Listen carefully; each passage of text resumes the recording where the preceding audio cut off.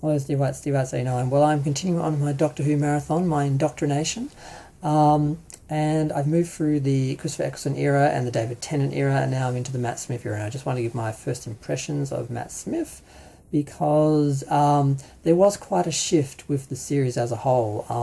I was under the impression that the whole series was fairly consistent, and although they had a bunch of regenerations, that the canon and everything was just running all the way through. I didn't realise they did a soft reboot in the middle of the new era of Doctor Who, so I can see now why a lot of fans tuned out and why the ratings started to dip well before they got to Jodie or Ncuti, who they get all the blame for the Doctor Who ratings going down and where Doctor Who is at the moment, but that started well before them. That started, I think it started in the Matt Smith era, but it was mostly the Capaldi era that the ratings really started to dive. That just continued on through Jodie Whittaker. She had a bump when she first came back because people were interested in a female Doctor Who, but then I think the overall stories and show was the same as the Capaldi and Matt era, so it just kept going down, and Ncuti couldn't save it either. So I think because there are maybe some bigger problems in the show than just like, the actor and people's issues. But Matt Smith himself, I was a bit afraid because I know him from is it Game of Thrones where he played? Oh, what was the other show? There was these two shows. Oh, that was the I can't remember if it was Game of Thrones or the spin-off that he was in. I just remember watching him, just thinking he was just really just a hideous character, and I was afraid when I saw this, I'd see that character and not see Doctor Who because I was already familiar with him playing that character. But they are very different characters. They are totally different creations. He wasn't just playing a version of himself in every part like some actors do. He created a totally different character with Doctor Who from the character from the Game of Thrones universe. So I'm so glad that I didn't see any of that in him. And he has a very quirky, aloof version of Doctor Who.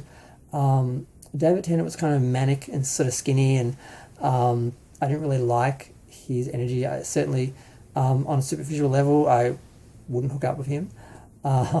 Whereas Matt Smith, he was interesting and cute, I probably would. So that shouldn't be a factor in what I think about the show and the character and the portrayal, but sadly, it is. But yeah, so while Tennant was a little bit too much, Smith is interesting. Now that I think he was one of the youngest actors to play Doctor Who, and there is an element of that where he does seem kind of new, but he just has this weird little way of turning things around and being very aloof, and a lot of it actually becomes relevant, but a lot of it doesn't, and it's just there just for the sake of making his character strange. And that's kind of okay because he's an alien, and his perception of the world and humanity, even though he's been favouring us for decades, still seems new to him on some level, or maybe it's just part of regeneration where a lot of things are new to that person again, because they get the memories, but maybe they don't get all the feelings or experiences that they actually remember. It's hard to tell. I don't know a lot about Doctor Who because I've only been diving into it for the last week or so. I've been aware of him for my whole life in the show, but I haven't really gotten into it because I felt like there was so much Doctor Who to get through I couldn't start.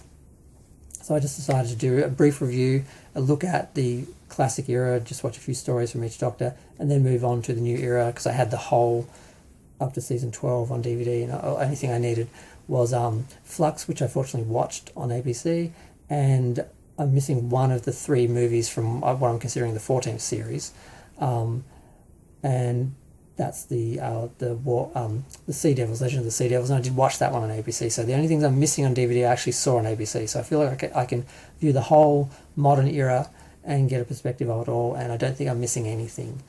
But yeah, so Matt Smith, first impressions, good portrayal, interesting portrayal, different portrayal, but unfortunately timed along with a reboot, which did sort of undermine. I thought they would build on everything that they did in the Tennant era. In fact, they sort of threw it all away and started again, and I think that kind of hurt Matt's portrayal because I think it was very separate from the rest of Who, and you sort of look at it very separately and differently.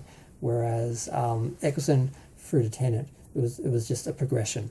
This was like a restart, and sometimes that works. Sometimes that gives you new and interesting things.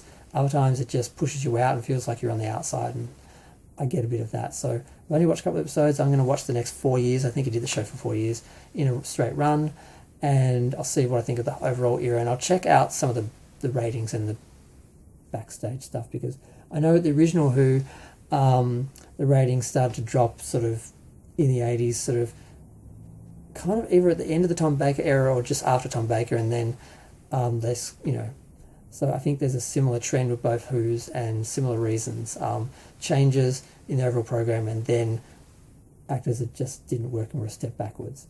But yep, I've been talking long enough. I just want to give my impressions of Matt Smith, and I'm going to go. Bye.